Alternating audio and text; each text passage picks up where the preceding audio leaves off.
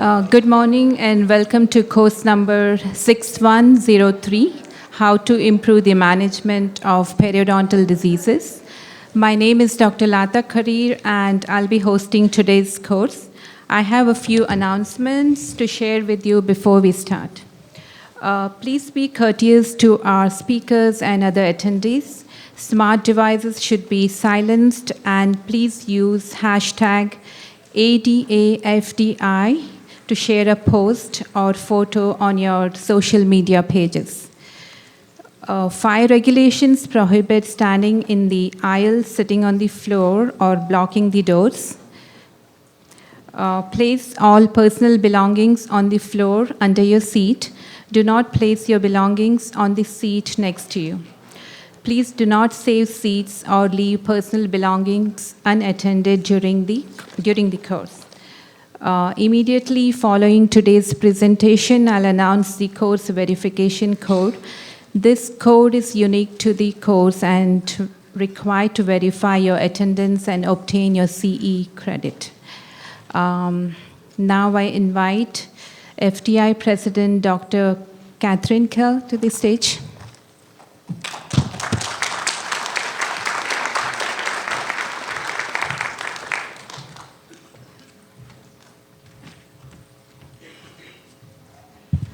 Good morning, everyone, and thank you for being here.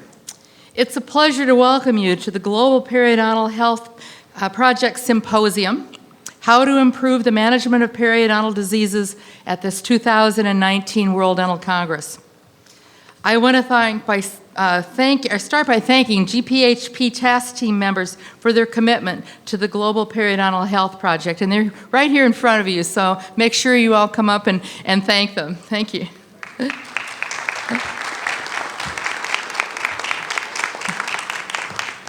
At a time when almost everyone is affected by oral diseases, including periodontitis, your work proves that you care very deeply about optimal oral health for everyone, and that you're ready to act to achieve it. FDI is proud of the efforts to promote periodontal health worldwide and advocate for oral diseases, including periodontal diseases, to be included in the global health agenda. I would also like to recognize our industry partners, GSK, EMS, Electromedical Systems, and Procter & Gamble for their ongoing support to this very important project. Thanks to our partnership with these three valuable partners, FDI has been able to advance its goal to achieve global periodontal health and reduce the global burden of periodontal disease. The Global Periodontal Health Project should be proud of what is already accomplished. At the FDI World Dental Congress in Buenos Aires, 300 people attended the GPHP Symposium, and I think it's sold out here too, so congratulations for that, for getting the great attendance that you have here today. Last year, the project published a white paper on prevention and management of periodontal diseases for oral health and general health, an advocacy toolkit to reduce the global burden of periodontal disease, and a chairside guide. Together, these published works constitute a comprehensive set of resources for dental practitioners, oral health practitioners, the public, educators, and policymakers. In 2019, GPHP surveyed FDI member national dental associations to collect feedback on these assets. Their feedback is essential and it will keep our work relevant and impactful in the daily dental practice. We're especially excited to release the results of the ongoing evaluation of the Periodontal Diseases Chairside Guide at the end of this year. With a panel of speakers with a rich background and expertise in periodontal health, I trust that this symposium will be full of forward-thinking solutions to improve oral disease prevention and treatment strategies for all patients. I'm confident that we can make a real difference and transform periodontal health outcomes for everyone. So it's a big privilege for me to introduce Professor Li-Jian Jin, Global Periodontal Health Project Task Team Chair, and a good friend of mine. Thank you.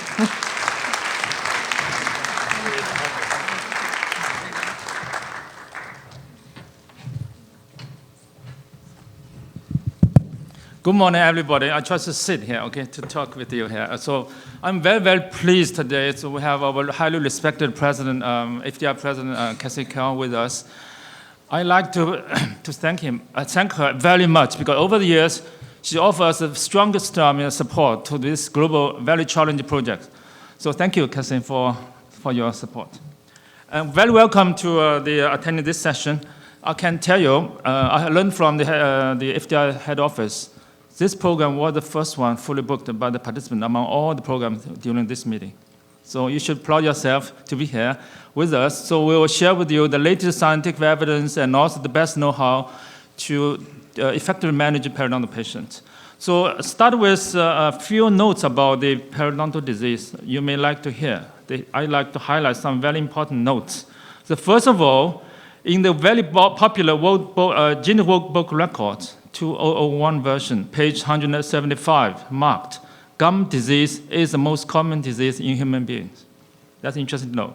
And also, according to the Global Burden of Disease study, 11.2% of the world population, nearly 700 million people affected by gum disease. So the global impact of the gum disease on socioeconomic development and also cost is very, very high. So severe periodontitis cost for the productivity loss up to 54 billion US dollar. 10 years ago, not now. The figure must be doubled now. And then periodontal disease is a very, very serious infection and disease, and with notable impact on the systemic health. And also significant effect of oral function, chewing function, intake of nutrition, and quality of life, and self-esteem. So effective management of periodontal disease and patient in general practice is crucial. So we can say that periodontal care is the foundation of general dental practice. So one more note, according to the data from AAP undertaken some years ago, 76% of patients seeking for dental implant treatment, they are periodontitis patients because they lost their teeth due to severe uncontrolled periodontitis. So we initiated the project and also kicked off the project 2 years ago during the World Dental Congress held in Madrid, Spain, during the World Oral Health Forum. So this is the third time we are going to organize this symposium to benefit your future practice. So let me introduce our team. So Professor David from Spain, please stand up, yes again. Professor Joerg Meyle from Germany, Stefan Renvert from Sweden. These three top experts, I'm very happy to work with them for delivering all the goods. So this session is going to, the learning objective obviously clearly written, to understand the major challenges we are going to have, and also the key issues and clinical implications of periodontal care in daily dental practice.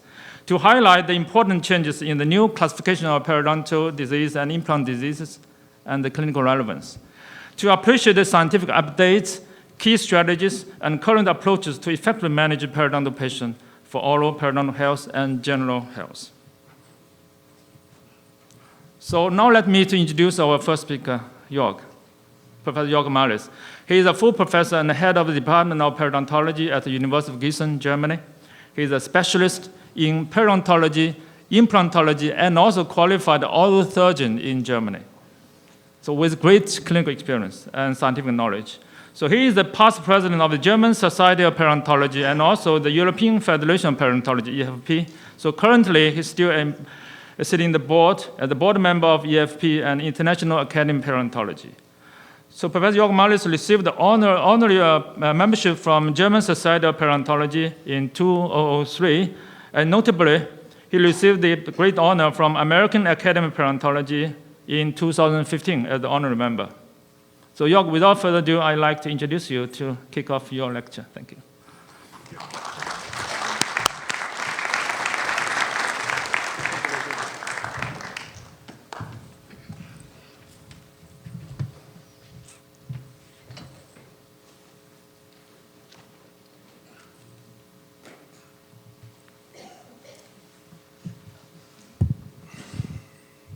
Dear Mrs. President, dear Jin, dear friends and colleagues, ladies and gentlemen, it is a great honor for me to be with you today and to present some of the data on our project and also on the basic things which are related to periodontal disease.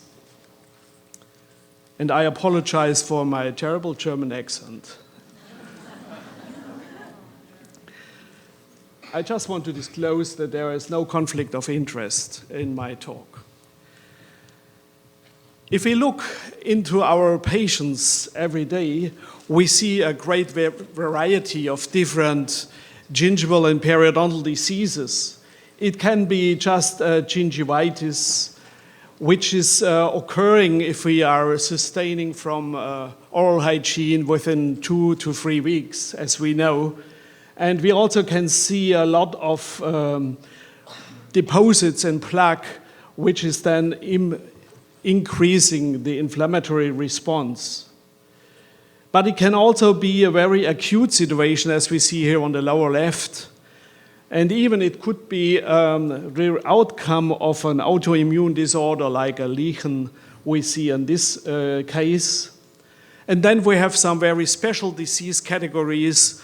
This was a very nice young lady of 23 years of age, and a very severe case with a tremendous amount of attachment loss and very deep pockets.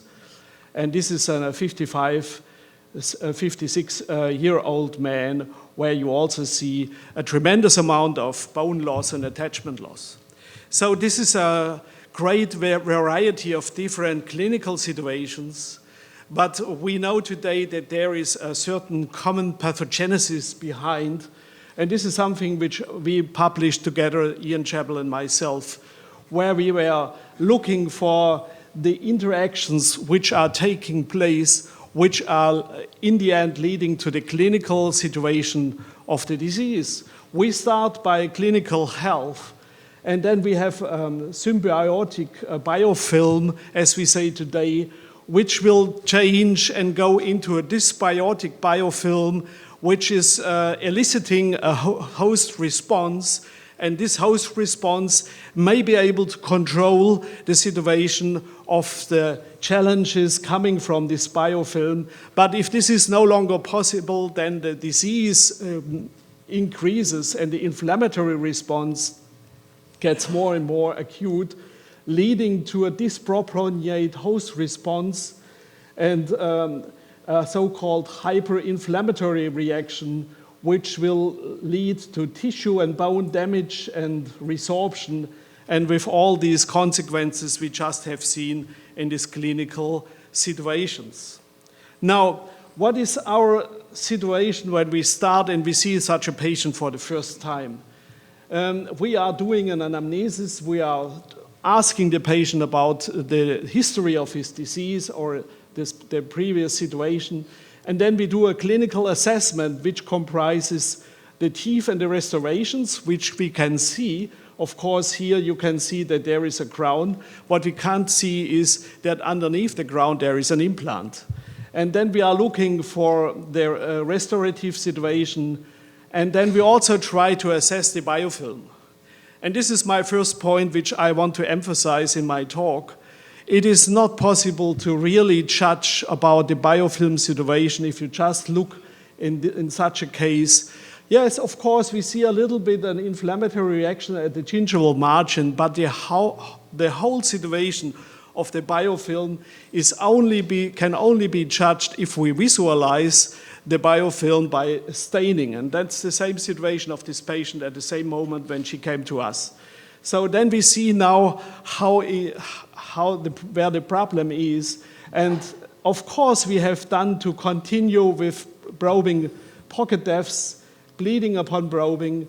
We also use the radiographic examination using different types of radiographic analysis in order to see the situation of the patient.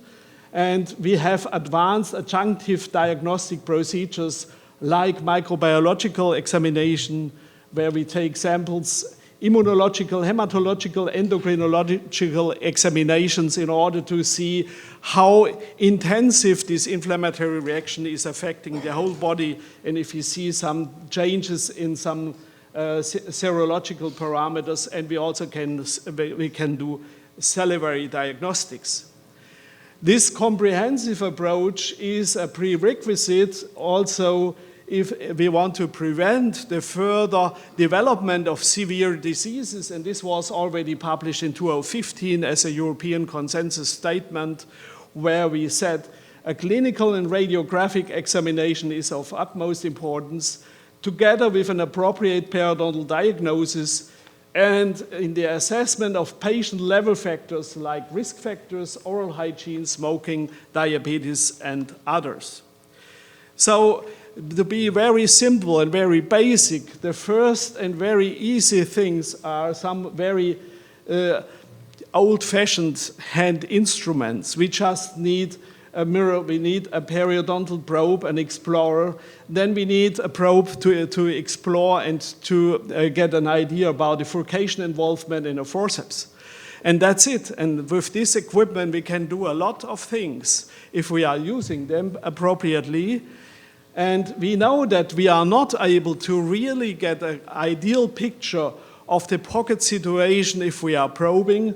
If we are inserting our probe, the probe will remain somewhere below the base of the pocket, depending upon the inflammatory state of the pocket. So we are talking about probing pocket depth and not about pocket depths. We also know that the periodontal disease is a site-specific disease leading to different destruction sites at the same tooth, and therefore we are walking through the sulcus with our probes in order to assess the situation of the pocket at different sites.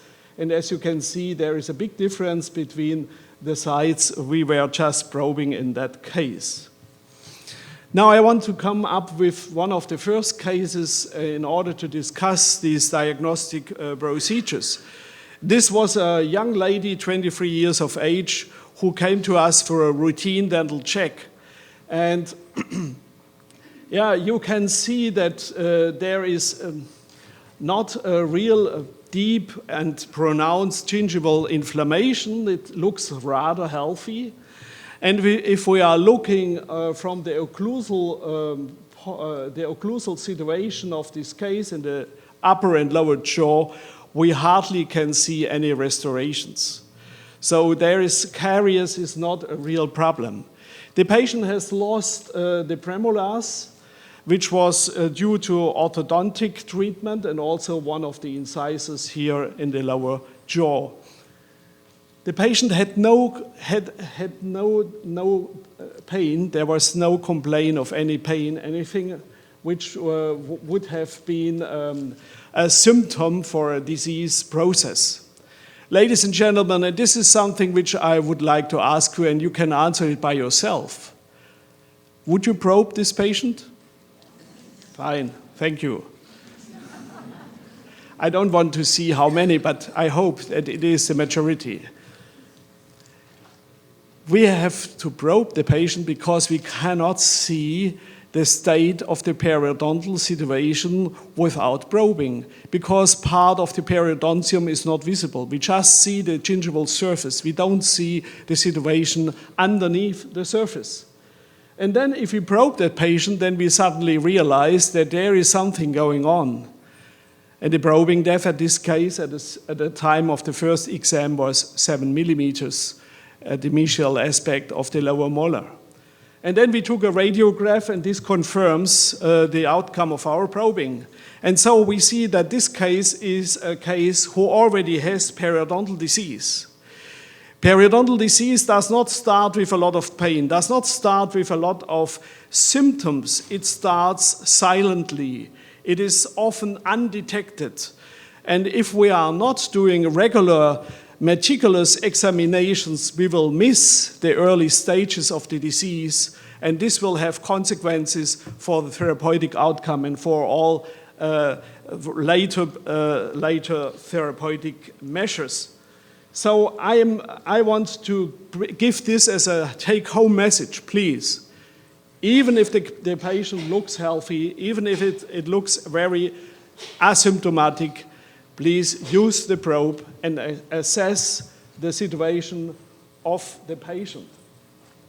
And as you already have seen, and you have this in front of you on your seats, This was one of the projects we were running in the Global Periodontal Health Project, this chairside guide, as we call it, which is consisting of different aspects. It is very basic. It is not very differentiated. It's very simple, but it is something where we try to assess the periodontal state of the patients, where we have 7 different items, and depending upon the clinical situation of the patient, we can assign different scores, which gives us a total score. And then we developed 3 different categories. Final score up to 5 is mild disease, and 6 to 10 is moderate, and above 10 is severe. Now, this is a case which came to us, another 22-year-old female patient, a student. She had a flu since 1 week, stress due to the exam she had to pass, and she was referred to us by the general practitioner, yearly checkups. She had halitosis, an elevated temperature, and a lymphadenitis in the submandibular lymph nodes. And as you can see, it's a highly acute inflammatory reaction around her teeth. And we see this punched appearance, which tells us that this is necrotizing periodontitis. Here you see the whole case, the upper and lower jaw, and all the different clinical situations. And she had lost just 2 teeth due to orthodontic reasons. All the other teeth were present. And if we are probing the case, and here you see now the probing depths in the upper row here, in the upper jaw, and this is the lower jaw, the probing depths, and the red points are the bleeding sites at the same time. You see that there is not a deep pocketing except 2 sides, but we have an intensive inflammatory reaction with bleeding upon probing of 72%, and the plaque index by O'Leary was 79%. If you look into the radiograph, this confirms our clinical findings that there is no real bone loss around the teeth. So it is, according to our current classification, necrotizing periodontitis, in this case generalized. Now, if you use our scoring system and we put in all these parameters, then we have the age. The patient is younger than 35 years. And then we have, he's a non-smoker, she doesn't smoke, she doesn't have diabetes, she has not lost teeth due to periodontitis, and she has heavy plaque deposits, more than 50% of the tooth sides, and she has bleeding upon probing above 50%, and we have a localized tooth sides with more than 5 millimeters probing pocket depth, and this gives us a total score of 6.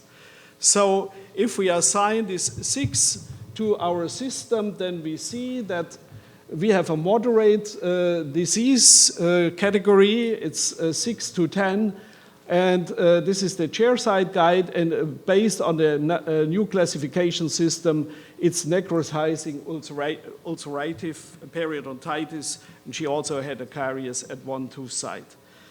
This is one example to show you how we can use the chairside guide in order to get an idea about the periodontal situation of a patient. The next is another example. It's another patient aged 67 years with enhanced tooth mobilities in 6 months. Previous periodontal therapy was 4 years before by the local dentist. He had regular controls twice a year. Oral hygiene was performed twice daily with toothpaste, electric toothbrush, and air floss. If we are looking in the radiographs, we see, of course, that there is periodontal destruction and bone loss in the interdental areas here in the upper jaw. In the lower, we also have a furcation involvement here. And if we look on the single radiographs, you see that there is a deep defect in the lower incisor. And the clinical situation reflects the radiographic analysis. We have deep probing pocket depths of, in the lower anterior of more than 10 millimeters and also 7 to 8 millimeters at different sites in the molar region in the upper and the lower jaw. Bleeding upon probing was 39%. You see the bleeding sites. These are the red dots here. The yellow one is the suppuration we diagnosed during the clinical examination. If we go now into the new classification system, you know, we have the staging and the grading process since the beginning of 2018. We have to assess disease severity. If we don't have the interdental attachment loss, then we have to refer to the radiographic bone loss, which was extending to the middle or apical part of the bone of the tooth. You see this at the different sites here in the radiographs. And so we assign this to the stage 3 and 4. And if we are looking for the tooth loss, the patient had not had tooth loss due to periodontitis, but we see that we have probing depths above 6 millimeters. We have vertical bone loss above 3 millimeters, and we have also furcation involvement class 2, which gives us staging of stage 3 in this case, and it's a generalized disease. If we are looking for the progression rate for the grading, then we can see that there is no idea about the development of the disease. So this, since the patient came to us for the first time, so we have to assess bone loss in relation to the age of the patient. And if we are taking the severest side, this is the lower incisor here, we see that we have, in comparison to the total length of the root, about 70% bone loss. And if we divide this by the age of the patient, we get a parameter of 1.04, which means that this is a grade B, moderate rate of progression. And if we then look further on, we see that the construction is commensurate with biofilm deposits. The patient is a non-smoker. He is normoglycemic. He is not a diabetic. He doesn't suffer from diabetes. And so in this case, we have a grade 2 as a further diagnostic parameter. And now using our profile assessment, if we go in, we have here score 3 for the age. It's more than 64 years. But we don't have smoking, diabetes, and we don't have tooth loss due to periodontitis. And then we have more than 50% plaque deposits. We have 0 to 50% bleeding on probing. And we have localized sites above 5 millimeter, which gives us a total score of 10.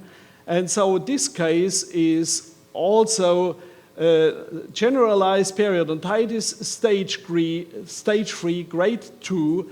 We have periodontal abscess, tooth at the lower middle incisor. I did not mention that. I also see some recessions, and we have some caries. But the chairside guide gives us a moderate final score ranging between 6 and 10 at the upper limit of the moderate range. Now, last case, this was a male, 45 years of age. I have shown this already in the beginning, with severe destruction of and resorption of the bone, but there is no bone loss, no tooth loss so far, but many sites with probing pocket depths above 6 millimeters, bleeding on probing. And this case came to us, and we treated the case more than 10 years ago. Until today, the patient has not lost one single tooth. So all the teeth are there. So we have good chances to even keep such teeth, and he can chew on his teeth. They are not mobile. But I'm sure David will refer to this later on. Coming to the profile assessment, where are we? We are in this range with the age. Then we have, he is a smoker. He smokes 10 to 15 cigarettes at the beginning. He then stopped smoking later on. He has a well-controlled diabetes. He has not lost any teeth, as I mentioned. 50%, more than 50% of the tooth sites with heavy plaque, bleeding and probing, more than 50%, and generalized tooth sites with more than 5 millimeters probing depth gives us a total score of 12. And this is then a severe, belongs then to the severe category according to our scoring system. Now, when we developed this, we were uncertain if this is really correct. So we have done some validations during the last months in order to see if the system is accurate or if there are weaknesses. And we have used 3 different data sets, one in our university with 145 perio patients. Then David Herrera had used 231 cases from the perio diabetes database, and Li-Jian Jin about 137 patients in Hong Kong. And we compared the outcome of the profile assessment in the chairside guide with the CDC AAP classification of page in 2007 and the new classification system, which I just demonstrated. And we also calculated odds ratios for severe periodontitis by a logistic regression analysis. And you see here the FDI variable in the chairside guide, number 1, it's the age. So in our patient sample, we had all the different age groups present, but not in the same amount. And if we are correlating the age with the definition of the CDC AAP classification, mild, moderate, and severe periodontitis, then we see that a considerable percentage of older patients is in the severe group, and in the mild group we have mostly patients below the age of 35 or between 35 and 44. So we see that there is an ongoing process, and this is known, so this is reflecting what we already know from other analyses. I don't want to share with you all the data, it's much too much. I just want to focus on 1 or 2 items in order to give you some idea. This is bleeding and probing. So we had also in the chairside guide a relatively good distribution of bleeding and probing between the different categories. And again, if we look for that and we see that in the severe category of the CDC AAP definition, severe periodontitis, we see a lot of bleeding sites we don't see in the mild disease, and the moderate is somewhere in between. Now, next one is probing pocket depth. There is also a wide distribution from the chairside guide, and we see the moderate and the severe disease is where we see a lot of generalized sites and local sites above 5 millimeters we don't have in the mild category. So what we can say is that our chairside guide is correlating with the disease definitions CDC AAP, and this is a direct correlation of the categories of the CDC AAP definition with the chairside guide categories, mild, moderate, and severe. And as you can see, all the mild categories in the chairside guide belong to the mild diseased patients according to the CDC AAP definition. And if we look for the severe cases in the chairside guide, we see that these cases have at least a moderate or even a severe type of periodontitis. So that this is reflecting in some way the situation in the chairside guide. So the categories are working, and we see that those are fitting and correlating with known disease categories. This is now the final outcome. These are the odds ratios, and these are the two databases. This is the one in our university. This is the one in Madrid, in Spain. And we are we are looking for the odds ratio of the moderate and severe categories in the chairside guide in relation to the mild category. And you see that we detected a 4.6-fold higher risk for periodontitis and severe periodontitis if we have the mild category, moderate category, and if we have the severe category, the odds ratio goes up to 51, and we see a similar situation if we are looking for the data by David Herrera's group, who got similar outcomes. Of course, the two databases are completely different, and interestingly, if we are looking for the increase of odds, if we have one higher rank in the FDI chairside guide. So if this increases from 2 to 4 to 6 to 8 to 10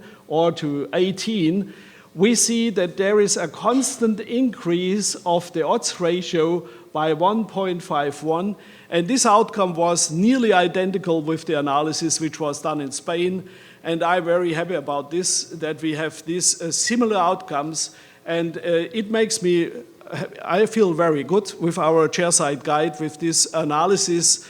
All of our samples were not homogeneously distributed all over the different parameters, but I think we have a wonderful tool with the chairside guide where we just have 7 items. Maybe we could reduce them, maybe in future, we don't know, we will work on that, but already today, we don't need radiographs. It's just on clinical parameters. And I think for that, it's a good tool, and I want to encourage you to use it. If you are interested, you have it now as a leaflet, and you can also download it here from the website of the FDI. And with this last slide, I want to thank you all very much for your attention. Thank you.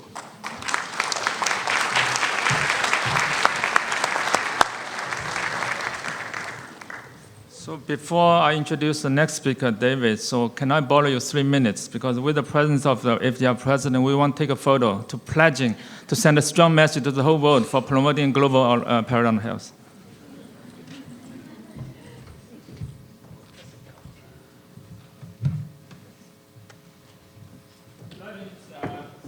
Increase global awareness of gum health for a healthy smile, healthy life, and well-being for all.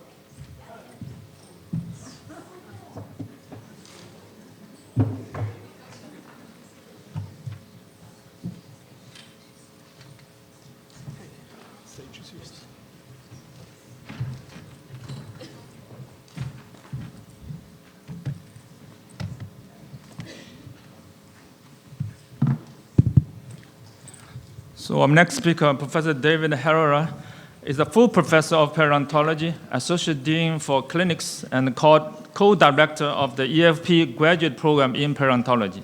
So he's a very, very important man for the young experts. So he is from the University of the Complutense of Madrid, Spain.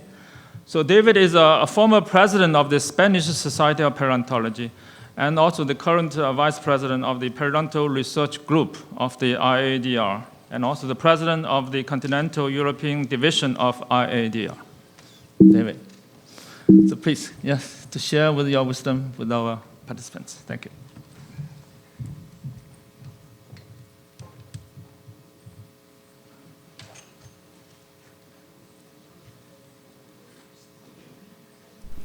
So, good morning, everybody.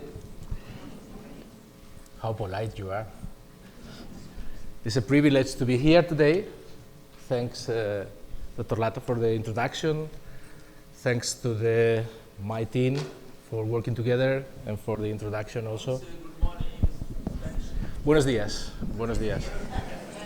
But you know, we are in San Francisco. San Francisco was founded by Spanish people, so we should be speaking Spanish instead of speaking in this German English, Spanish English that we are speaking. But let's do it in English, and let's try to cover the topic that I was asked to cover, which is how to improve basic periodontal therapy with adjunctive therapies, and I don't have any conflict to disclose.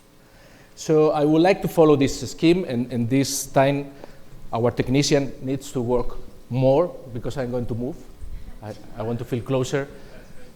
Jean said that the room is full, that the 320 seats were sold out like in 1 month, but it's not true. There are only 295 people here. I've been counting, so like 25 are missing. So we're close to that.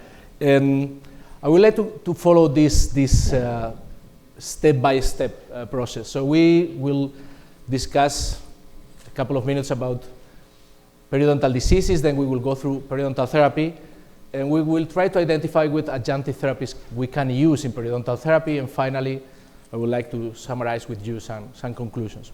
So for periodontal diseases, already Professor Meyle has said the most relevant things, but you know that gingivitis and periodontitis are among the most prevalent diseases in the human beings. So they're really very relevant, and for periodontitis, we also have the morbidity associated is very important. This is the last classification that we have, published in 2018. It's a little bit complex, but for us, for this morning, we just want to pay attention to grade C, in which one of the features of this grade C is lack of expected response to a standard bacterial control therapies. In other words, it seems that we need something else for some of our patients in which the outcomes of the conventional therapy will not be as good as we wish. The other thing I would like to remember, that was discussed before, is that we are facing a multifactorial disease in which the interaction between bacteria and the host will lead to the lesions. So it is very important to remember that we are dealing with infection. We don't call them infection anymore, we call them dysbiosis, but it's more or less the same in terms of what the bacteria is doing with the host. Now, let's remember how we face a periodontitis patient, or how we deal with periodontal diseases. The process is always the same. We do a diagnosis. With the diagnosis, we prepare a treatment plan. The treatment plan will include infection control, and once we have been able to control the infection, then we can go further and do restoration and start supportive periodontal therapy. So Professor Meyle has already explained this process of diagnosis. We have different information that we are collecting, and with that information, we prepare the treatment plan that will include many things in periodontal therapy. And remember that the scaling and route planning is just part of what we call basic periodontal therapy or non-surgical periodontal therapy.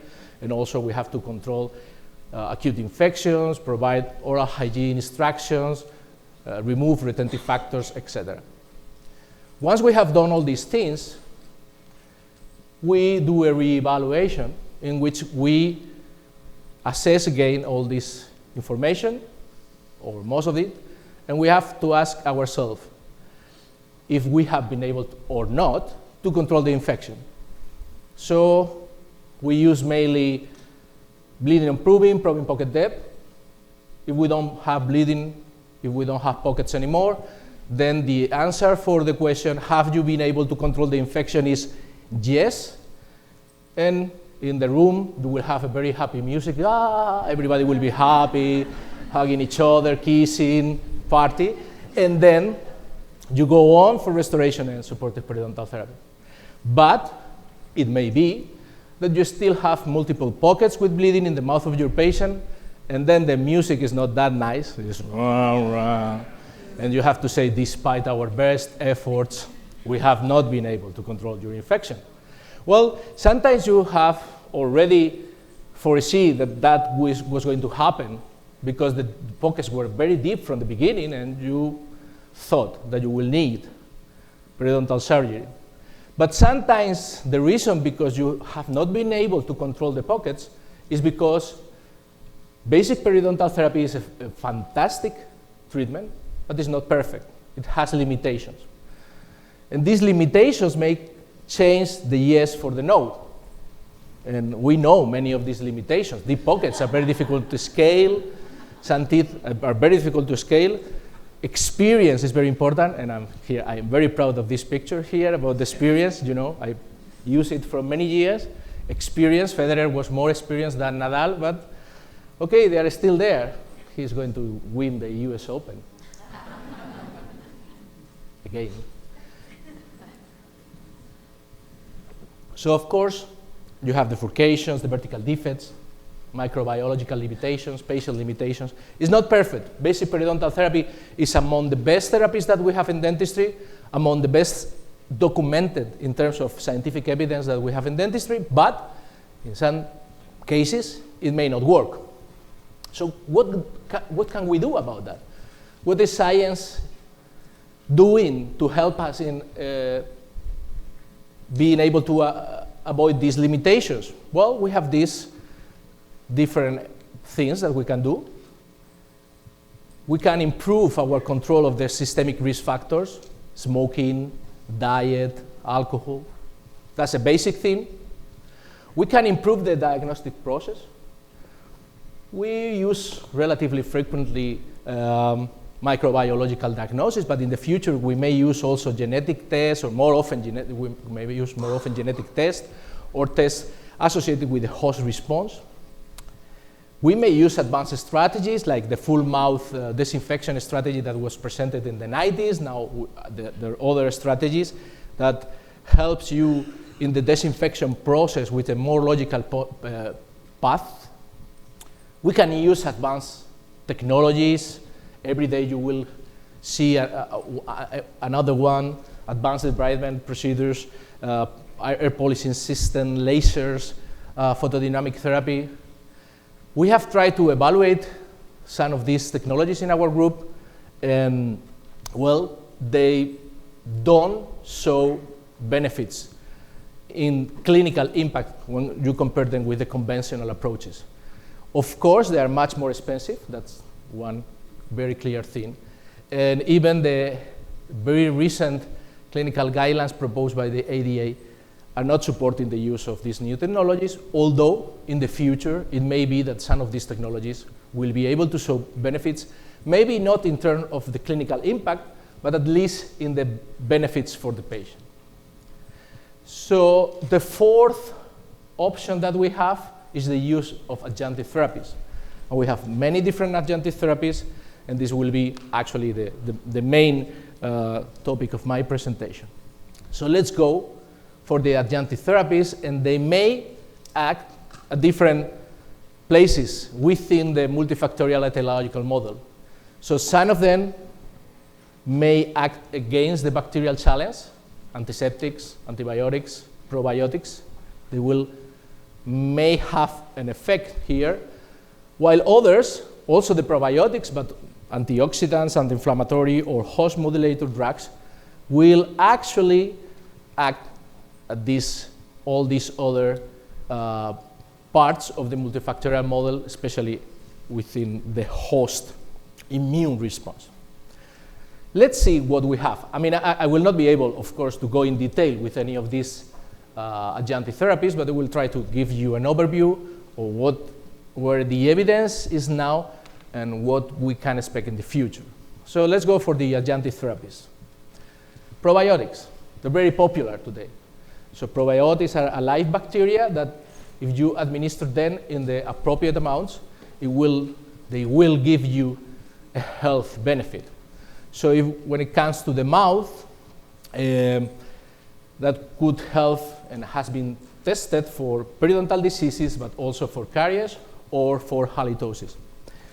The way in which these products will act is by competing with the pathogenic bacteria. So you have a beneficial bacteria that will compete with the bad bacteria and occupy their niches. They can also produce antimicrobial systems against the bad guys. And finally, it is also said that they may be beneficial for the immune system. So for the first two actions, you need the probiotic bacteria to colonize the site in which you want to have a benefit. Not for the third one, but for the first two, you need the probiotic bacteria to colonize. So in periodontal diseases, mainly different strains of Lactobacillus has been tested. We have experience with Lactobacillus reuteri. We performed this randomized clinical trial crossover, which allows us to see if Lactobacillus reuteri, these strains of Lactobacillus reuteri, were able to colonize in an animal model. Our students of dentistry, that's an animal model, were able to colonize, with all the respect for my students, of course. And what we saw is that only in less than half of the patients, reuteri was able to colonize. Colonization started in saliva, then it moved to the periodontal pocket, but between 1 week and 2 weeks after you stop the intake of the pills, there was no reuteri anymore in any of the persons.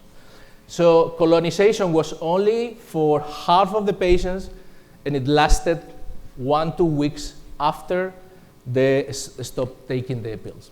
So if we go to what we are analyzing today, which is the possible additional effects of probiotics together with the scaling and root planning, we have randomized clinical trials.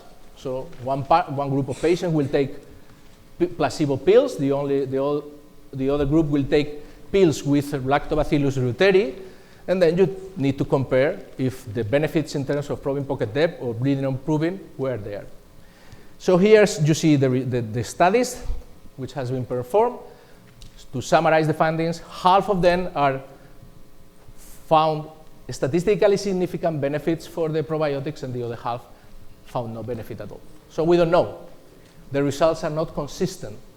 Different studies are providing completely different results. So we need to wait and see if in the future studies are able to support the use of probiotics as adjunctive therapies with scaling and root planning. That is probiotics. Now let's discuss host modulators. Here I will include a broad group of anti-inflammatory host modulators and micronutrients molecules.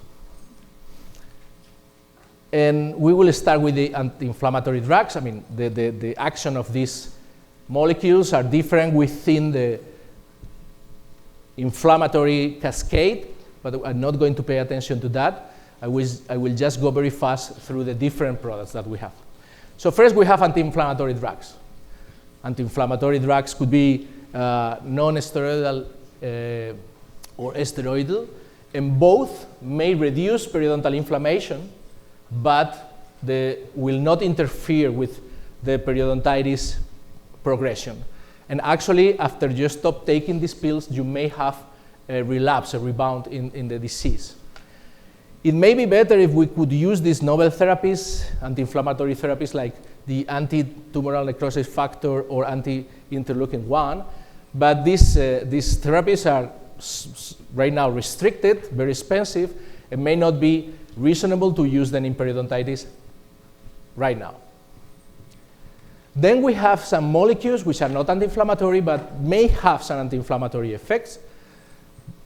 Biphosphonates or statins have been used, have been tested for their effect in periodontitis, but please, we don't have any reason to do that anymore. Do not use biphosphonate or statins, or it's not reasonable to use them as adjunctive therapies in periodontal therapy. It may be that these low-dose tetracyclines, they may have a beneficial effect. The studies as in this clinical guidelines systematic review of the ADA, are showing very limited benefits. Individual studies are showing very limited benefits, but when you put them together, they are statistically significant. But there's a problem with this formulation, which is not available. It is available in the United States, but it's not available in most countries in the world because regulators are not approving drugs like this, in which you are actually using an antibiotic at the dose which is not active, which is something that you should not do. So I don't have any experience with them, with this product. The evidence is there, but it is difficult to make a recommendation with a product which is not widely available. And resolvins is also molecules that are under study. There's no human studies to my knowledge. This has been studied for already 10 years, but hopefully we will have studies in human in the future, and I think it's a very promising type of molecules. The third group is innovative drugs, and we have the same problem with these drugs as the problem I have highlighted for anti-interleukin-1 or anti-tumor necrosis factor. They are still very expensive, very specific, and maybe it's not reasonable today to use them in periodontitis, but for sure in the future they will be tested and may help us in different types of periodontitis. And then we have this broad group of antioxidants, micronutrients. It's clear that for periodontitis therapy and prevention, we need sufficient antioxidants, we need vitamin D, we need calcium.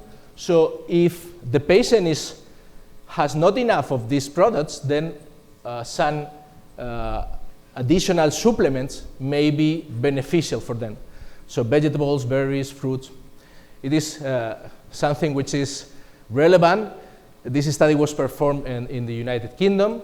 There, the food and they need supplements because it's a very, I don't know, they don't have a lot of sun, they don't have a lot of vegetables, they don't take a lot of fruit. So for them, supplements are good. But if you go to Mediterranean countries like Spain, Italy, Portugal, Greece, you don't need supplements because you take enough vegetables, you take enough supplements. Also, the omega-3 acids are promising tools. So far, we don't have randomized clinical trials, but it may be in the future that we will be using supplements of these fatty acids to improve the outcomes of our periodontal therapy. And something which is becoming very relevant, and I think is very interesting in California also, is that the red wine may have a very good effect in both antimicrobial components and antioxidant effects. And we have already tested the red wine with, I have said, very good effects on dental biofilms. I know that you are going to ask, well, French people will normally ask, is the same also for white wine? Answer is no, it's only for red wine. And the other question, typical question is, what about the dosage? And we don't know the dosage, but you know the bottles are. I mean, we are not going to change that so far, but in the future, maybe. Not only red wine, we also have initial results for cranberry extracts, and those are promising things because they're natural products. They don't have relevant side effects. It's not chemistry, it's something natural, so I guess that I believe that in the future we will have a role for these extras of these products to improve the outcomes of our periodontal therapy. And then we have the antimicrobials. Antimicrobials are the ones that we use most frequently, and they have more evidence. Antiseptics, well, the evidence is there. We just summarized the evidence 3 years ago, and we know that different products, especially based on chlorhexidine, will have positive effects on our outcome variables. And then the ones that are used most frequently are, of course, antibiotics. For antibiotics, we can deliver the drug within the pockets in 2 different ways. We have local antimicrobials and we have systemic antimicrobials. Local antimicrobials are theoretically much better because you can deliver the drug within the pocket without affecting the rest of the body. while systemic antimicrobials need to travel all over the body before they get into the place in which they are supposed to kill bugs in the periodontal pocket. But although the evidence for local antimicrobials that we have summarized like 4 or 5 years ago is also showing that you will get an additional probing pocket depth reduction of around 0.4 millimeters, there are some questions that are still there with regards to the use of these technologies, which is that you need localized disease in order to be efficient with the use of these local antimicrobials. They will never be the first step in the treatment for a generalized periodontitis patient. So patients with localized periodontitis, patients with localized pockets after initial therapies, or with localized disease recurrence are the ones who will benefit the most of this therapy. But still we don't know if the the cost-benefit ratio is in favor of using these technologies.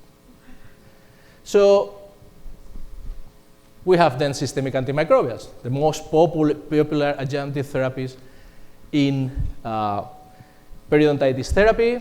We have the evidence. This is the evidence that we presented already in 2002, the first workshop with systematic reviews. I want you to pay, we are in the United States, that's good, that the workshop that we do in Europe, workshops, meeting of experts to discuss the evidence. So the workshops that we do in Europe are called European workshops, while the workshops that you do here in the United States are the world workshops. So in Europe, European, in the United States, world. It's something which is not easy to understand, but it is what it is. Okay, so back to Europe, 2008, ADI systematic reviews, many other systematic reviews. The evidence is there. We have many randomized clinical trials in which a group of patients took systemic antimicrobials, the other one took a placebo, and the benefit, statistically significant benefits, are found for the test groups. However, taking systemic antimicrobials is associated with some problems. Some problems for the patients. For example, this is the frequency of diarrhea after taking amoxicillin plus metronidazole. So many patients will say, "Thank you, doctor. With amoximetro, you cleaned my mouth and also my body. I've lost 3 kilos. Can we do that again?" But diarrhea is not good. It's not a good idea. Second problem is that we are increasing antimicrobial resistance, and I understand that this afternoon you also have a symposium on that, which is a very relevant aspect. Why is a relevant aspect? Because people is dying because they are in what is called the post-antibiotic era. In the post-antibiotic era, bacteria is resistant to all the known antimicrobial agents. In the past, before we were using antibiotics, when you get an infection, you died. Then, during the antibiotic era, when you get an infection, you take a pill, and then you survive. In the post-antibiotic era, you get an infection, and then you die. It's funny. Yeah? This is happening already, and you are responsible of this very fast path that we have into the post-antibiotic era. So please, every time that you are going to prescribe a drug, think about the post-antibiotic era. I didn't have larger font of letter to make you this clear. But also, the systemic antimicrobials are having a huge impact in the gut microbiome, which is, among other things, controlling our immune system. So you don't want to change your gut microbiome that frequently, so please, whenever you're prescribing a systemic antimicrobials, please think about the gut microbiome. Also, many different institutions, this is the European Union, is telling us, please control the use of antimicrobials, and if you need to use them under the most optimal conditions, so what is called prudent use.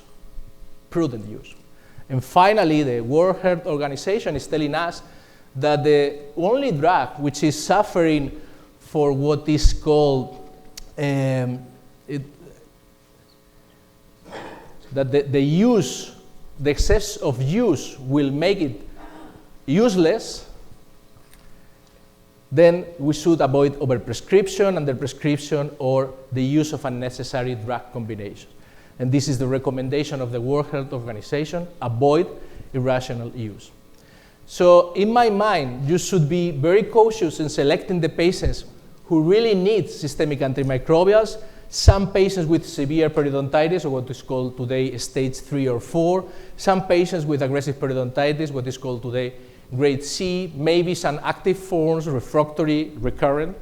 And if you have a microbiological profile, patients with Aggregatibacter actinomycetes concomitans or with Porphyromonas gingivalis will benefit from the use of a systemic antimicrobial.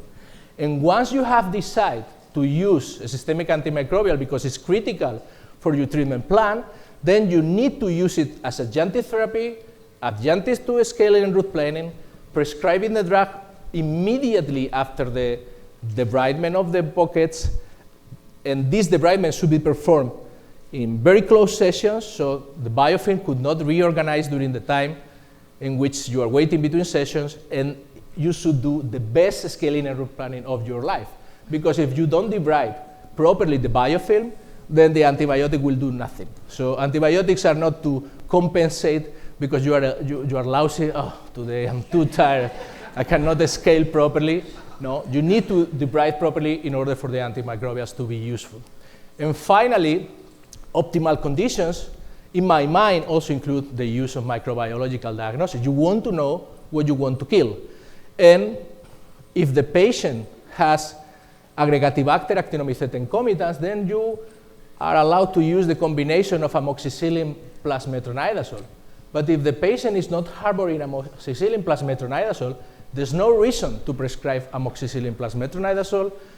It may be better to prescribe and less risky to prescribe just metronidazole alone.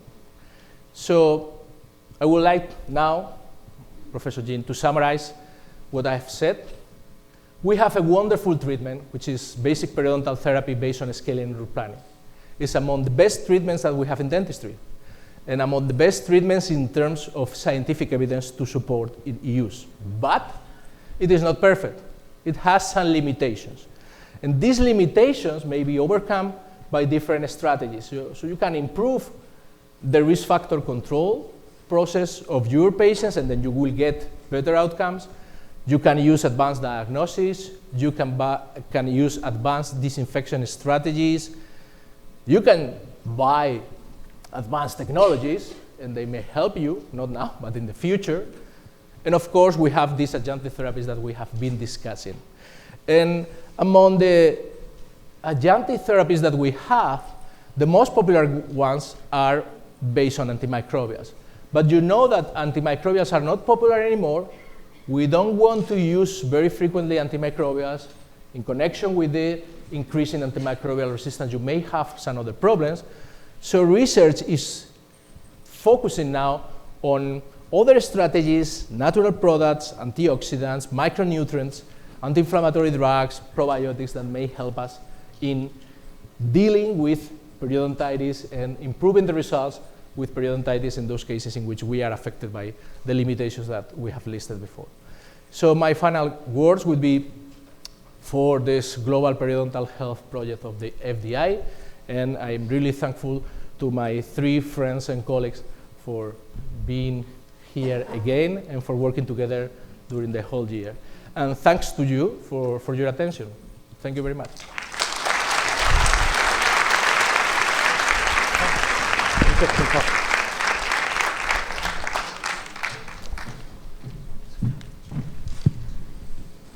I hope you have been very much enjoying the Joerg and David's talk. So please keep your questions. So we'll have an open discussion session after completion of the presentations. So our next speaker, Stefan, please. So Professor Stefan Renvert is going to be the third speaker talking about the surgical treatment. So Stefan is the research director at the Department of Oral Health Sciences in Sweden. He's also an honorary professor at the Dublin Dental Hospital and also the Beijing Institute of Technology, and also the dental faculty in our university in Hong Kong.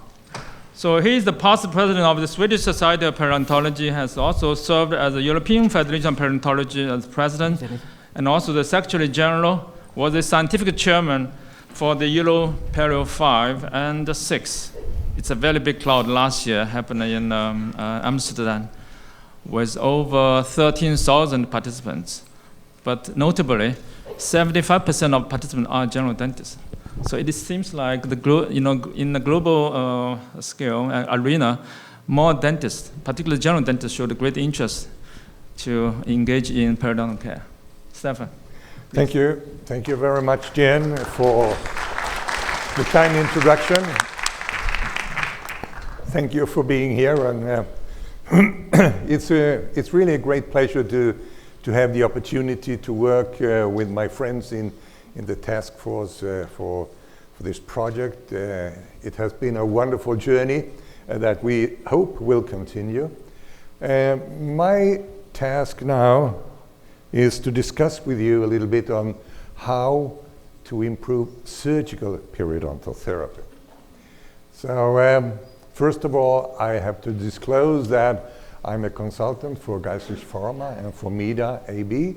So this I need to tell you. Okay. Just recently now, David told you about the addition we can have to a normal non-surgical therapy. And of course, before we go into a surgical procedure, we need to have done all we can with a non-surgical therapy. So the surgical procedures are limited to the remaining diseased areas after we have done whatever we can to solve the problem. So depending now on what we want to accomplish with the surgical intervention, we will choose between different types of therapies. If our aim is that we would like to reduce the pocket depth, where the therapies we have in our toolbox are, for example, the apically positioned flap or gingivectomy. You may think this is very old-fashioned, and it is, but it will accomplish what you want if the thing you want to do is to reduce the probing pocket depth. It would not be advisable to do it in the aesthetic areas, but if you have a horizontal breakdown of the bone, you have done your non-surgical therapy, it doesn't heal, it may be useful in the more molar areas of the mouth. Other things is that you may have treated a tooth for a long time and it doesn't heal. So you cannot really figure out why.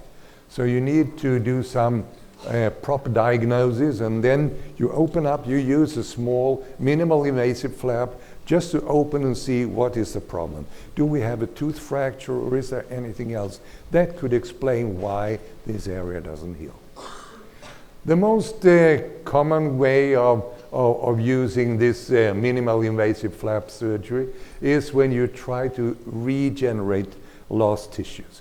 Your aim is now to rebuild what has been lost due to the periodontal disease. And fourth bullet point here is the root coverage. Of course, if we need to cover the root to improve aesthetics, or also individuals that have very sensitive teeth, we can do that by using, the most used one would be a connective tissue graft. So depending on what you want to accomplish, you will choose different type of therapies. However, and I want to stress this, whatever you want to accomplish, I mean, good oral hygiene is absolutely a prerequisite. It is important that the patient cleans the area regularly, that we don't have plaque in the surgical area. And if you are going to choose and you are going to do a surgical procedure, I would advise you that the patient's plaque index should be at least below 20% before we start the surgical procedure. And this is no new data, this is very old-fashioned. This is, from a study done in the late 70s. A good friend of mine, Bengt Rosling, did this study. It's a small study, but it shows you perfect how important it is to really accomplish good oral hygiene. He had in all 24 patients, it's not a lot. They did their periodontal surgery, old-fashioned modified Widman flap, not the new fine, surgeries that we are doing these days, but they were working on intraosseous defects. Those 24 individuals, they were randomized into 2 groups, okay? So you have one test group that comes for a recall every second week. Can you imagine? For 24 months, every second week. That's amazing just to get the patient there. The other ones are coming once a year. They wanted to get 2 extreme, patient groups. And if you look now at the Plaque index score, as they used at the time, you can just see by the bars that it's a really huge difference between the groups. And there is a huge difference between the groups in healing. I mean, if you look at the blue bars, which is the test group, you see that the crestal resorption is limited in the blue bar. This is the ones who are coming, often for cleaning. The gain of bone in the defects is huge as compared to the loss of bone in the control group. So the only difference between the groups are the amount of plaque they have post-surgically. So I think from this old study, we can absolutely conclude that it is so important that the patients are having a good oral hygiene. So now, is it worthwhile doing a surgical procedure, or will it be the same? This is a randomized clinical trial. It's published in 2012. Sorry, it's a review of randomized clinical trials. We have a total of 27 trials, which is a lot, and 734 defects to see how surgical procedures work. And these are just very briefly the results from the review. And you see that tooth survival was 98%. So does that, yes, if we do the surgical procedures, quite likely that we will keep the tooth in place. We have a clinical attachment level gain of about close to 2 millimeters, and that is highly significant. We have a probing depth reduction of close to 3 millimeters, which is also highly significant. The recession is about 1 millimeter, and this is also significant. So these are basically a summary of what we can anticipate if we do periodontal surgery in areas with intraosseous defects without using any other things than opening up and cleaning out. And they also, this is a 12-month, they used only 12-month studies, but some of them were longer, and they report in the review that even longer follow-up showed the similar findings. So it seems to be worthwhile doing. Okay. So the conclusions from this, from Filippo Graziani in 2012, will be that the treatment of infrabony defects with a conservative surgery is associated with high tooth retention and improvement of the periodontal conditions. Clinical performance may, however, vary according to what type of surgery that was used. So it's worthwhile doing the surgery.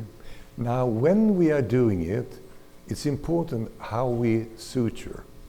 So your choice of suture material may really influence the outcome of therapy. And you have different choices. You can choose from a resorbable suture, a non-resorbable. We have the monofilament or the braided suture that we could use. So the question is, does it matter what you are choosing? Is there any benefit in one or the other? This was also looked at for a number of years back by Knut Selvig and his collaborators, presented in 1998. They had a total of 8 dogs where they used 138 sutures. They wanted to have different time intervals, so they took biopsies of 3, 7, and 14 days just to look at how the soft tissue reacted to the sutures. And they had 4 different sutures that they were using. They had the old-fashioned, I would say, black braided silk sutures. That, you know, it's a wonderful suture. You use it, you tie, and it's there. It's dead. It's fine in a way. Okay, then you have the chromic gut monofilament suture, the EPTA Gore-Tex monofilament suture, and a coated braided vicryl suture. Those are the 4 ones they looked at. And this is, you know, one of the slides from their paper where you see how it looks in the tissues after 7 days. You can see the suture here. Around the suture material, you have plaque or biofilm. You can see an inflammation in the capillaries that are filled with both monocytes and PMNs. They found that already after 7 days, the gut sutures were disintegrating. They saw that the braided suture materials, they showed more extensive invasion of bacteria around them and in the interstitials of the sutures. And this is a really interesting thing for you as clinicians. You know, if you are going to suture doing periodontal surgery, because they reported that there is around the suture, you have an inflammatory reaction that is between 0.6 and 1.2 millimeter. Why is that important? It's important because, you know, the tissue is inflamed here. And if you put 2 sutures too close together when you're suturing, the inflammatory infiltrate may touch each other. And the suture becomes loose. And you don't get the good closure that you would like to have. So it's important how we suture. So just to look at 14 days, what happens after 14 days? After 14 days, around the silk sutures, you have heavy inflammation. So it's not good to leave them that long. Okay? Gut sutures, they were lost. We had limited inflammation around the EPTF sutures, and the vicryl, considerable inflammation. So from a clinical point of view, it would be advisable to use monofilament sutures, for example, propylene or EPTFE. If you are using the polypropylene, please use thin suture, because otherwise the patients will complain, because they will be stiff and they will, you know, they will be hurting the gums for the patients and give discomfort. We should use a 3/8 reverse cutting needle. Distance between the sutures should preferably be more than 1 millimeter to avoid the overlapping inflammatory reaction. And we should remove the sutures after 7 to 10 days. Also, during the last years or so, it's, you know, time flies, so it's some time ago, but Lars Laurel, a good friend of mine, reported on a so-called modified vertical mattress suture that was very useful when you are working with regenerative surgery. So basically, it's an ordinary vertical mattress suture, but you leave the loop on the palatal side like here. Then you go back with your needle through that loop, and by that you will not only have, you know, the vertical mattress, but you will also have a suture covering on top of your flaps. So you will adapt the coronal parts of the flap very well. So this is a nice suture. It takes a little bit longer to do, but it's a nice way to suture if you are working with regenerative therapy. Another thing to improve the surgical procedures is to use less invasive techniques. And in the literature, several has been described, a number of them by the group around Sandro Cortellini from Italy. He has demonstrated the modified papilla preservation technique, the simplified papilla preservation flap, the modified surgical technique. What is common for all of those is that they are aiming to reduce the surgical trauma. We know that if we open a flap and we close it without doing anything at all, we will lose roughly 0.5 millimeter of bone just by opening and closing. So by minimizing the opening of the flap, we will also minimizing the loss of bone.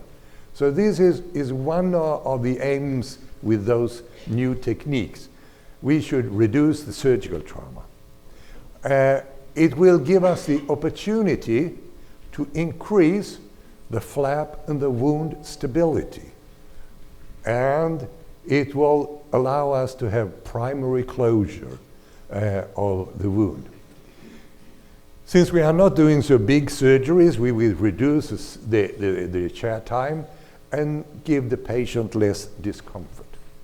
This is just from the paper by Sandro in 2007, demonstrating a papilla preservation technique. You see, you are using an intrasulcular technique, so you are saving all the soft tissue. You are having a clear cut here, right over, so you preserve the papilla in order to be able to reach now this part in yellow, which should depict the intraosseous lesion. So you just open very small, clean it out, put it back, and preferably use this suture that I told you about previously. Another thing we have developed over the years is also to use the microsurgical instruments. We are working with small things, so we need loops or microscope. We preserve the papilla and all the soft tissue, and then we try really to avoid releasing incision. This to accomplish better primary healing. And now if we are working, trying to obtain regeneration in the area with the bony defects, we can choose between resorbable materials, for example, the enamel matrix derivatives, different collagens like the BioGuide here, or growth factors, PRP or LPRF. But we can also choose to pick some bone from the patient and get autografts that we can use in the area. We could have different grafts on the shelf like allografts or xenografts that we could put in the defects. Is it worthwhile using those materials would be a question. Should we use them? Will the patient benefit from it? This is from a review. It has a few years now because it was done in 2002 by Leonardo Trombelli and co-workers.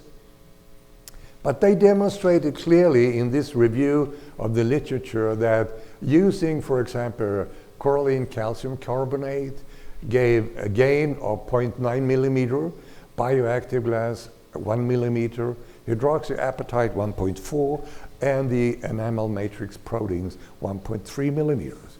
So by that you can say that yes, if we have the defect, the patient has a mean benefit for me using one or the other of the materials. This is from one of my patients where we had a very deep defect in the area 4-7. So in that area we did the surgery with bone augmentation material, as you can see from the slides here. Then in the same patient On the other side, we had also another big defect, and we chose there to use the enamel matrix proteins. And this is now the initial baseline of the patient, 10 millimeters here, 8 millimeters here. We did the surgery. 2 years later, both areas, we have 4 millimeter pockets, and we have a gain of bone in both areas, irrespective if we used, the bone augmentation material or if we use the enamel matrix derivative. So I would like also you to really notice one other thing on the slide, this. The patient are obtaining a very good oral hygiene. And again, this is a really prerequisite for obtaining a good healing. So this shows us that with the new techniques, it's absolutely possible to, treat and save teeth that otherwise we would condemn for extraction. This is just an example from my practice. This is a patient that has an extremely deep pocket in the region of 4-2. It's 12 millimeters. It's pus, it's bleeding. And of course you can say, yeah, what are we going to do? Are we going to extract it? Well, and put an implant? Or are we extracting and doing prosthetics or what? All of those therapies are expensive and time-consuming, but we could also try to do a regenerative approach in this patient. So I did, a minimal invasive surgical procedure. I had to open a little bit more than usually because it was so deep, it was almost down to the bottom, of the root.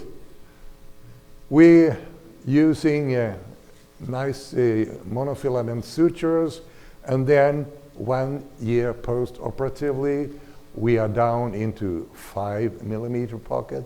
His oral hygiene is not perfect, so we have some bleeding, but you can see still on the radiograph that we have a bone fill in the area. We have obtained almost the same soft tissue healing as we had, and the height of the soft tissue as we had before. So the conclusions from this would be that surgical treatment of periodontitis is successful, and the treatment result could really be maintained over a long time. But in my mind also a conclusion is that in spite of that, many teeth are extracted, and they are replaced by dental implants in the belief that this is a more predictive treatment option. And I say in the belief, because it's only in the belief. Because if we look at the data, it's completely different. Because the data tells us that implants may not at all be the safest choice. In approximately 20% of cases, we will have periimplantitis that may look like this. And I can tell you, the surgical procedures around implants is not as easy as they are around teeth. And by that, I would like to thank you so very much for your attention. It's been a pleasure talking to you. Thank you. Thank you very much.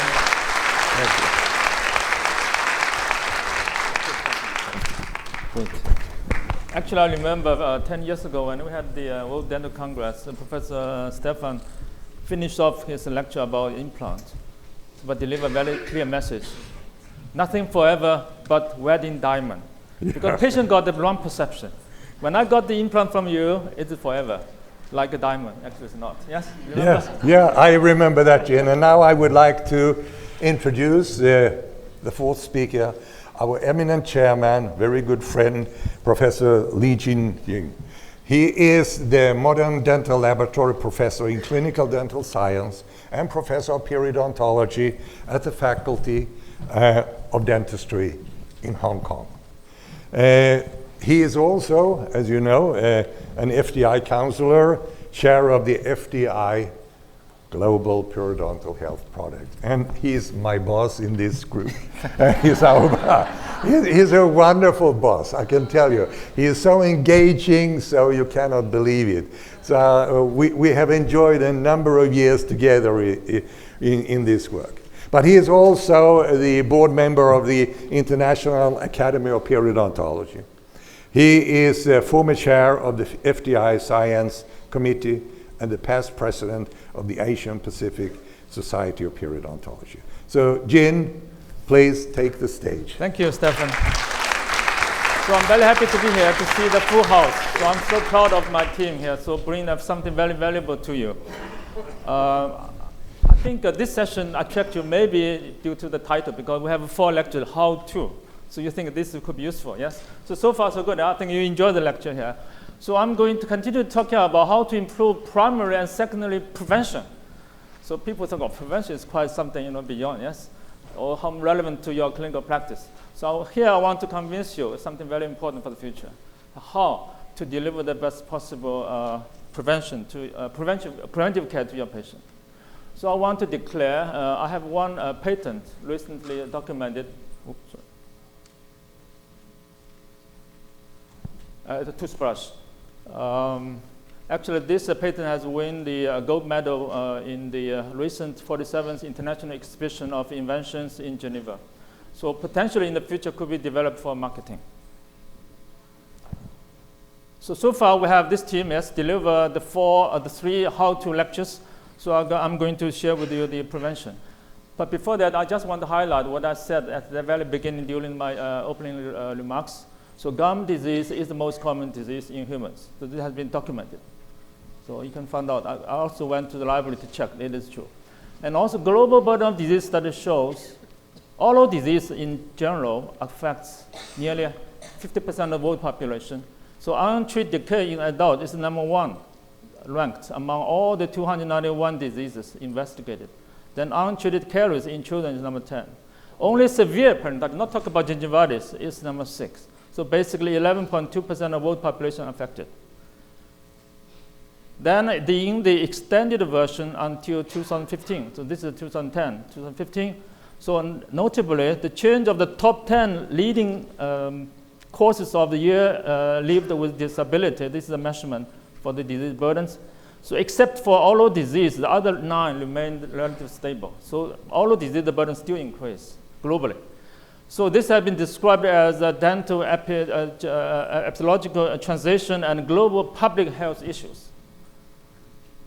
And then in the latest report, because the disease extended from 291 to 328 diseases and injuries from 195 countries, so severe periodontitis remains to be ranked as 11th, the most prevalent disease in humans. So I just want to show you some figures to impress you, the money issue here. So according to the report 10 years ago, not now, from UK, through the calculation of the National Health Service, the cost, only on the periodontal care is cost $4.6 billion US, so 2.8 billion pounds. And then the more important, maybe this one, this is the indirect cost for the spends on the periodontal care and also the carrying the severe the tooth loss.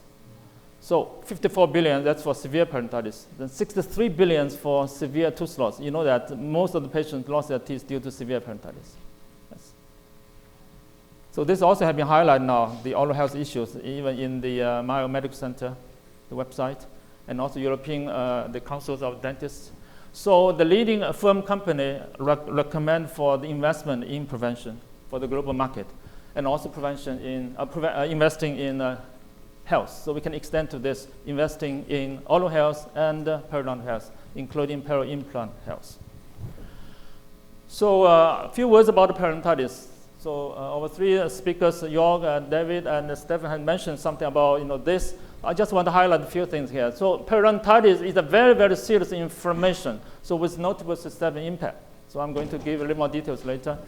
So these major causes of multiple or severe tooth loss, including the edenturism, affecting oral function badly, and also affect the intake of nutrition, quality of life, esteem. Yes. So This is something quite interesting because according to the old polls from AAP, US, so the top reason for tooth loss for patients seeking for dental implant treatment actually is periodontitis, causes the majority of tooth loss. So 76%, this is a document. So beyond the impact of the mouth, actually, periodontal disease significantly affect the general health. So I tried to give you one short summary here. So far, in the WHO database, there is up to 57 conditions or diseases have been linked more or less to severe periodontitis or periodontal disease, including cardiovascular disease, diabetic, and stroke, all this. But very recently, there is a media report about cognitive impairment linking to the major pathogen of periodontal disease. You heard about this report. So published from actually the group from UCSF in San Francisco, published early this year in the Science Advanced Journal. So claiming that the major pathogen for periodontal disease, the P. gingivalis, could directly contribute to the onset of dementia. So this has attracted a lot of the attention from the media globally. And then in the early studies, actually, I have worked together with my Swedish colleagues. So first time it shows that periodontitis could be linked into the premature death, particularly in the young adults suffering from severe periodontitis. So this is a 16-year long-term follow-up study. So as I mentioned earlier about the global burden of disease study, actually we also look at the other aspects. So in terms of diabetic and cancer, tumor, and cardiovascular disease, in the past 20 years, the global disease burden increased up to 69 and 27 and 23 respectively, in connection to 57% of increase of the global burden of periodontal disease. So that's a bit surprising. So underlying both, all this disease goes on this way. So the question you may ask is, what is the potential mechanism linking the oral perio disease with the general health? So here I want to explain to you the one slide. So actually, periodontal disease could be linked with systemic condition disease so far through 4 underlying pathways. So we particularly put this one in the very recently published global periodontal health the policy statement. So the first one is the infection pathway. The other one is inflammatory pathway. This has been also highlighted in the previous issues in time. Dysbiosis is something very interesting. I think David already mentioned a bit about this.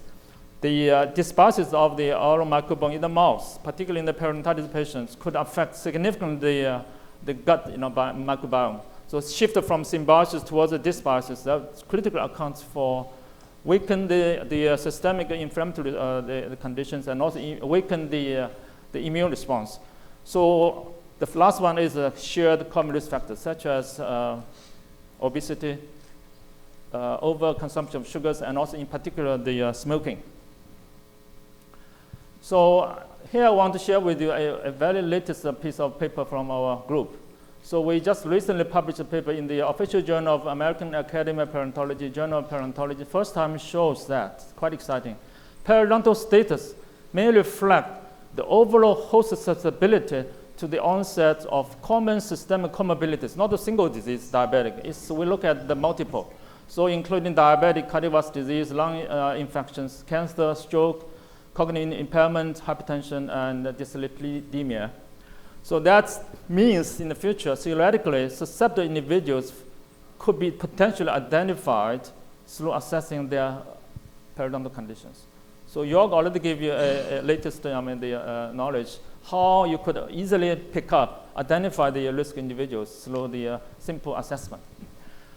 Then the proper personalized healthcare, that's total care, not only oral care or periodontal care, including general health care, needs to be undertaken more precisely and effectively, hopefully through an interprofessional teamwork together with the medical doctors for the better oral periodontal health and general health.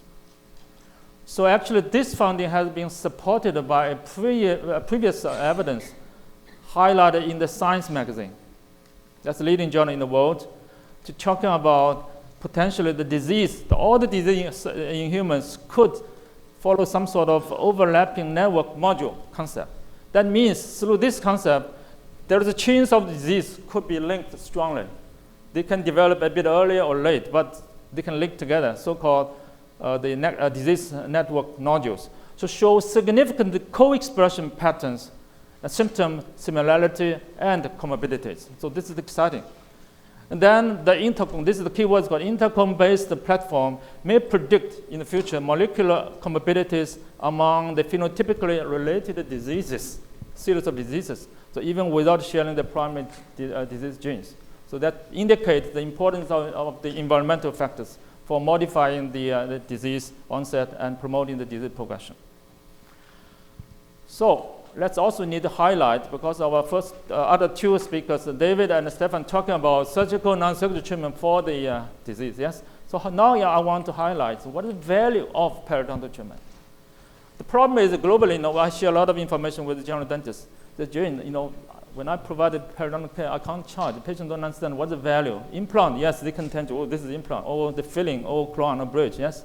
But how about this? From left side towards the right side, after 7 months treatment, what is the value? This is enormous value, because we not only treat the disease, also we modify the patient's bad behavior, lifestyle.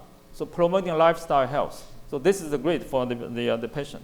So there's few scientific evidence to share. The first one is there's a direct beneficial effect of periodontal care on systemic health. So according to the earlier study, so periodontal treatment could improve to some extent the glycemic control for diabetic 2 patients. This is obvious. And the second one is my colleagues, Professor Tonetti's group, some years ago published a paper in New England Medicine. Intensive periodontal care could improve the endothelium function. So this has attracted global professionals' attention. And very recently, my own research group also confirmed that periodontal treatment could directly modulate favorably the gene expression of endothelium progenitor cells in diabetic patients, because the endothelium cells, the function is very critical for keeping the integrity of the endothelium tissues. So this is quite important to support the notion earlier. Well, more interesting here, the beneficial effect of periodontal treatment may be beyond dental care or periodontal care. So according to a paper published by Jeffco's group some years ago in US, show that there are two groups, diabetic patient, for instance. So because this diabetic patient also with periodontal disease, so they classified it into two groups. No any periodontal treatment, only diabetic treatment. This group, periodontal treatment plus the professional diabetic treatment. To what extent could affect the total medical cost and also the hospital admission rate? Surprisingly, with the co-treatment of periodontal disease, the total medical cost can reduce nearly about 40%. And then hospital admission rate reduced 39%. But how about the cerebral vascular disease? You can see here, it's very similar. So the total cost could reduce 41%, and also hospital admission down 21%. So this also attracts our medical professional attention. Through the great teamwork, the oral periodontal care really can contribute to general health and also reduce the medical cost. So before I'm talking about what is something, a procedure, the important recommendation for prevention, we need to refresh our mind what the scientific rationale behind for prevention. So here, just want to highlight, I think Joerg already mentioned, yes? So periodontal pathogenesis, there is a paradigm shift. So Joerg and Li-Jian Jin published a very beautiful paper a few years ago in the Perio 2000, at particularly this arm. What accounts for periodontal health? This is not there in the classical paper. So basically now we know that the beneficial biofilm, mostly consisting of gram-positive bacteria, will interact peacefully in a coordinated manner with the innate host response. So that's initially the protective host response. So keeping a very healthy mouth, healthy gum. Under certain condition, this has been shifted from the symbiosis towards the dysbiosis. So the bacterial component changes enormously from the most gram-positive bacteria component towards the gram-negative anaerobic bacteria. Then also initiate the destructive inflammatory response, accounting for the majority of the bone loss and attachment loss, up to 80%. So following this line, now I want to highlight something very important for the prevention. So according to Professor Marsh's group from the UK, they highlight something very important called ecological plaque hypothesis or series, to emphasize the microenvironmental condition or host condition will significantly affect the component of the biofilm. So he put a special word called dictate. So environmental systemic factors dictate microbial composition, disrupt normal host microbial interaction that account for health, and contribute to the dysbiosis and then initial disease onset and disease progression.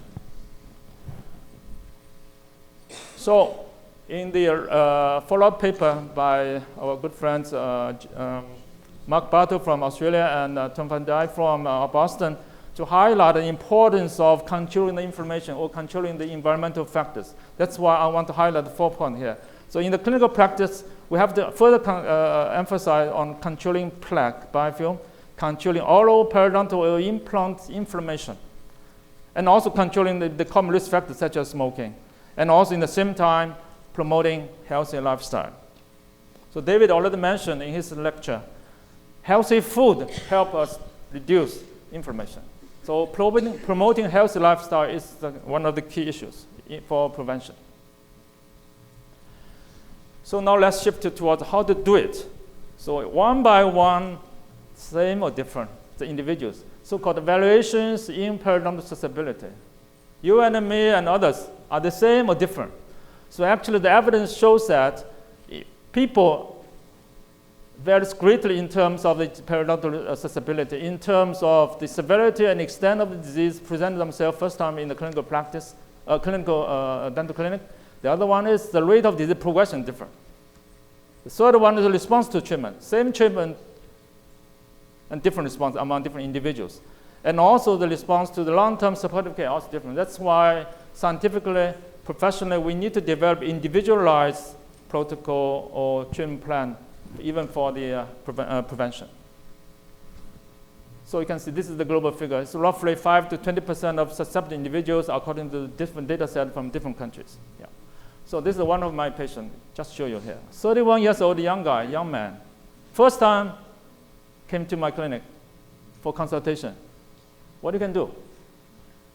Likely we have to extract all the teeth basically. Also leaving behind a very significant challenge for putting implants, because there's no bone here. This is an extremely severe case. Yeah. It's a heavy smoker as well. For 15 years for the young guy, although the age is only 31. Yeah. Look at this. This is a New Year crowd in Hong Kong in front of the Times Square. Yes? So I just have asked myself, who is susceptible highly for periodontitis? Do we have any approach to identify these guys? Yes. Now we have developed some chairside guide to do some simple screening and assessment, help you to identify those potentially risk individuals. As Joerg presented in his lecture, a young lady presented with quite nice, very clean gum, but you need to probe, yes, to identify the undiagnosed problems. So this is a serious issue here. So I want to bring this information to you. According to the emerging concept, very exciting, precision medicine concept, we need to shift our mind and incorporate this into periodontal care as well, so-called P4 medicine. So precision care, P4 medicine. So the treatment strategy, prevention strategy should be based on personalized, predictive approach, preventive, and actively ask our patient to contribute, to participate to the care scheme and also long-term preventive care. Because individual profiles are so different due to genetic, environmental factors, epigenetic factors, phenotype, host, environmental factors, aging, and mindset in particular, behavior, and lifestyle.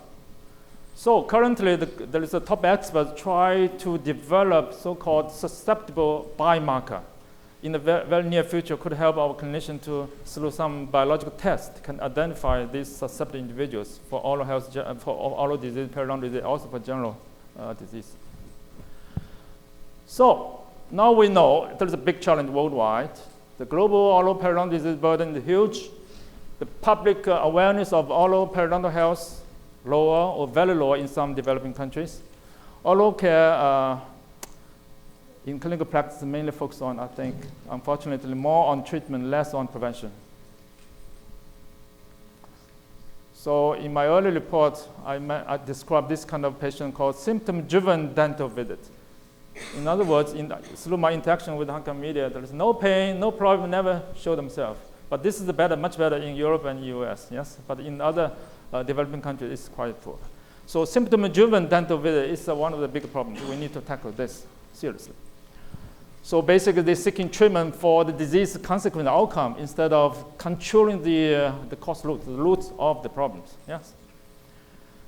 So how to take the challenge? I think the chief editor of the leading medical journal Lancet so already published an editorial some years ago, 10 years ago. Oral health, periodontal health, including I think prevention is the key. Yeah.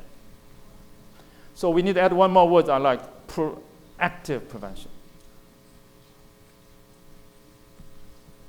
So I will spend a few more minutes to give you the most up-to-date recommendations and guidelines for primary and secondary prevention.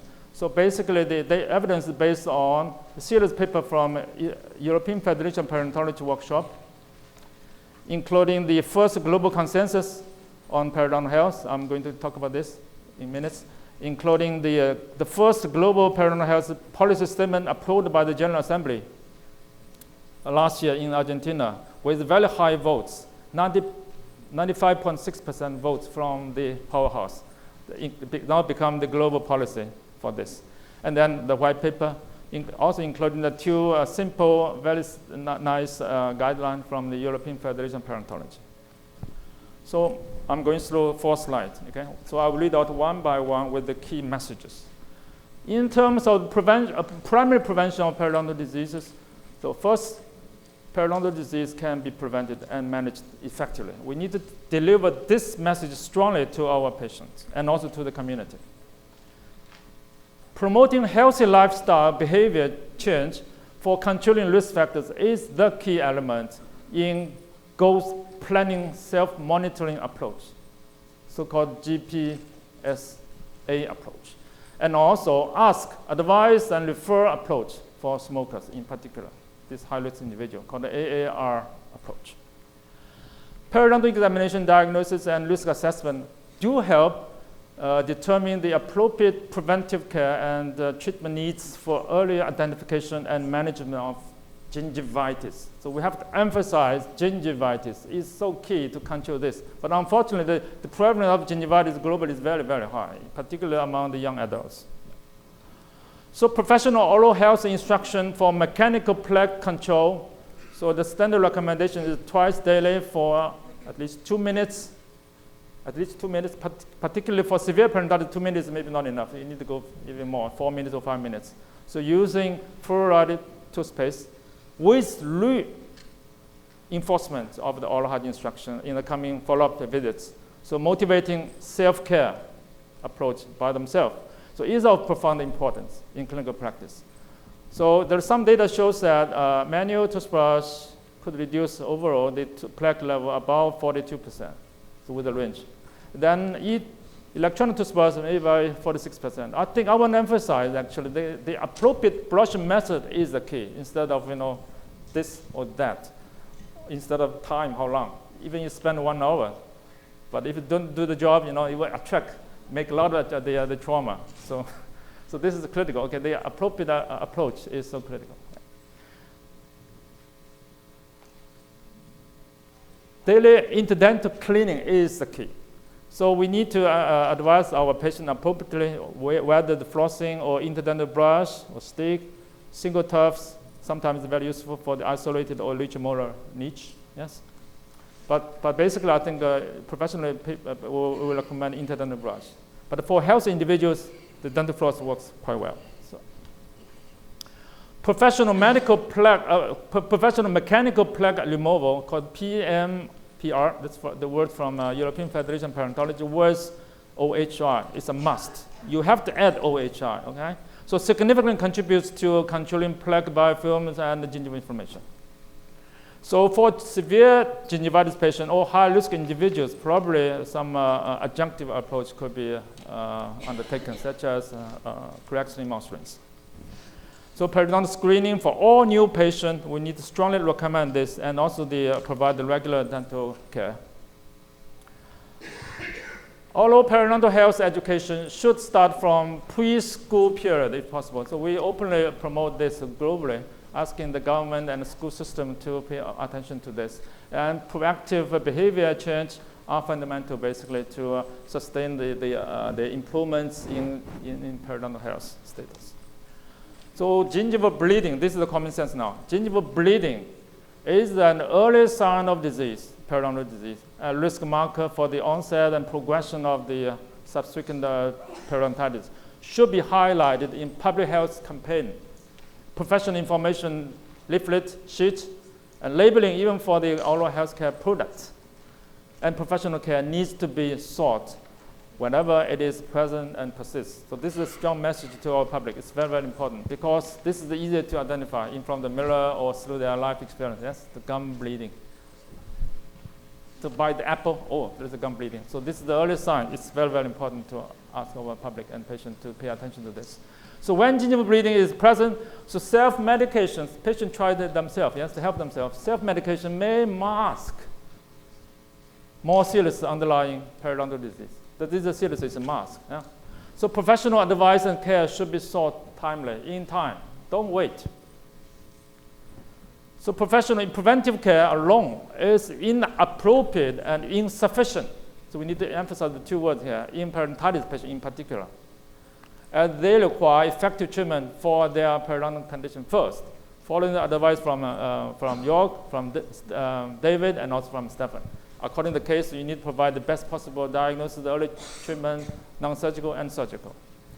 So high-risk individual, in particular, we need to provide more intensive additional measures required, in particular, like adjunctive chemical agents, corrective emulsions I mentioned earlier, and also particularly only to the lower plaque trickling threshold. These guys need very, very high level of plaque control. Why?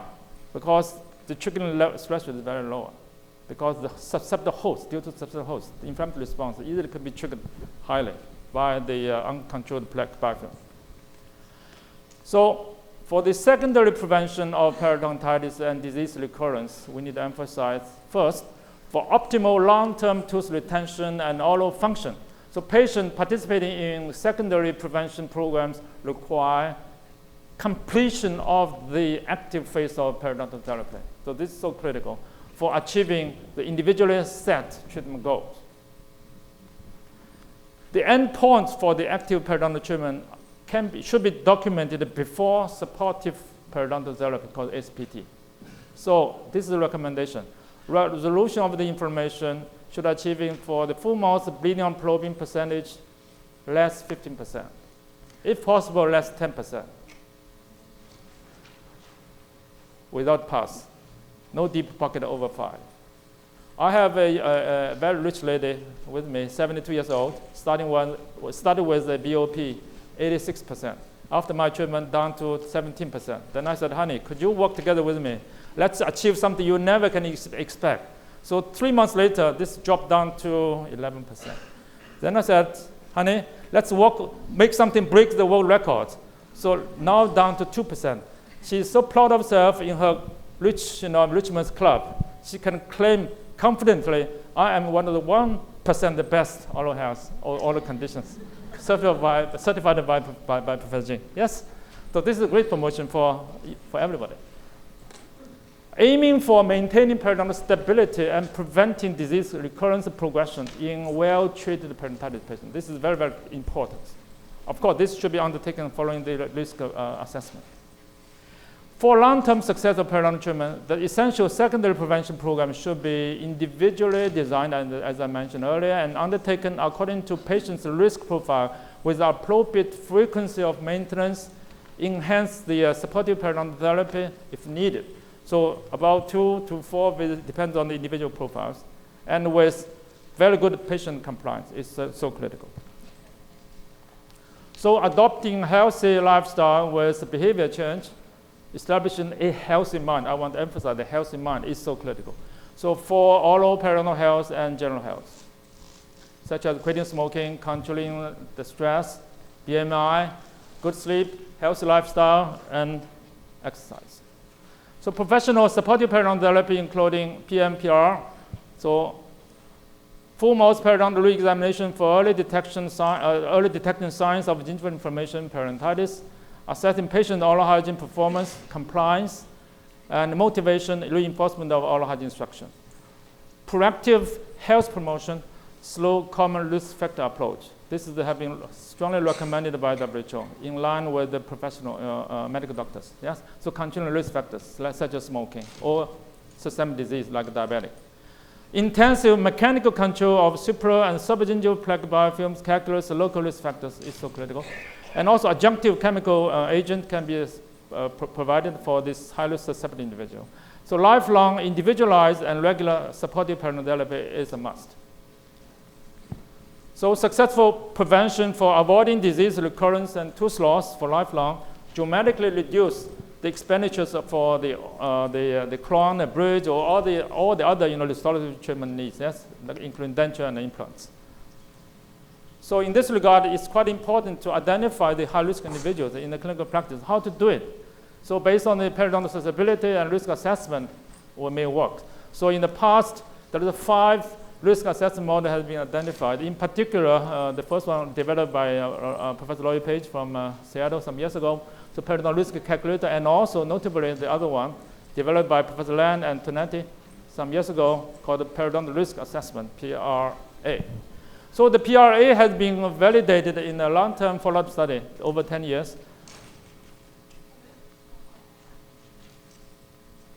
And then very recently, so the chief editor of the Journal of Periodontology, Professor Ken Coleman, highlighted something important for the future called a contemporary approach needed to be established for better identifying the individual risk patient for periodontitis.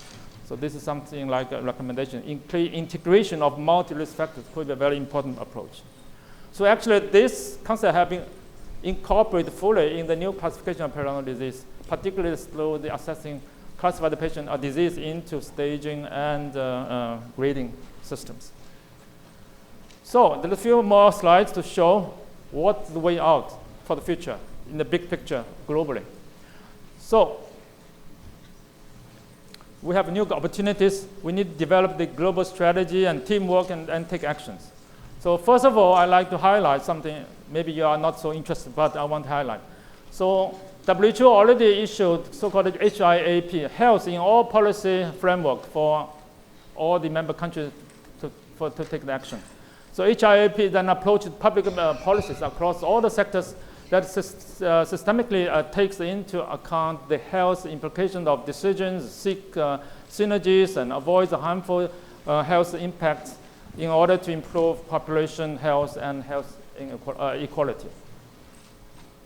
So the General Assembly of the United Nations also emphasized oral disease is one of the key global burdens for human beings. So they also recommend as mentioned earlier, the common risk factor approach. Yes? So this is common risk factor approach. So this is one of the very important approach politically as well, encouraging the dental professional and medical professional hand in hand work together to provide the best possible care for our patient. So this is an important approach. Here I want to tell you, it takes a while, but it's so critical. So the project led by the chief editor, my colleague, Professor Tonetti, the former president of the European Federation of Periodontology, Joe, the former president of American Academy of Periodontology, myself, the former president of the Asia Pacific Society of Periodontology. We worked together actually to make a global document supported by or approved by all the leading international organizations and a lot of the National Society of Periodontology, so fully promote and may become the first global consensus on identification of actionable preventive, diagnostic, and therapeutic strategies to promote periodontal health. So this is our project. I think I will not spend more time, yes? So we had the first World Oral Health Forum to kick off this project. The paper already published in the website. You can download for reading.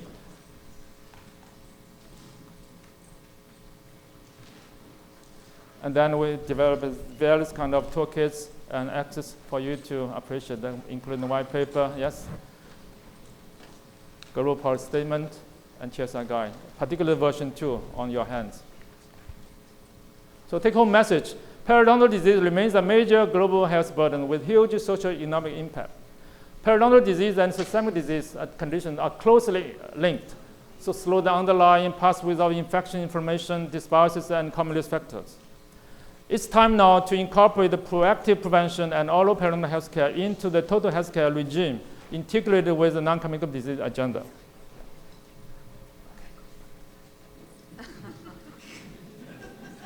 We need to control biofilm, inflammation, promoting healthy lifestyle, yes? So there is a wide variation among individuals. We need to have this concept, yes? Individually develop the treatment plan and preventive care models for maximizing the effectiveness. I'll skip this. This is the technical part. Last bit. The new global initiative, strategy, and call for action on periodontal health will reshape the future development of the oral health care professionals. Thank you. Take a photo, please, yes?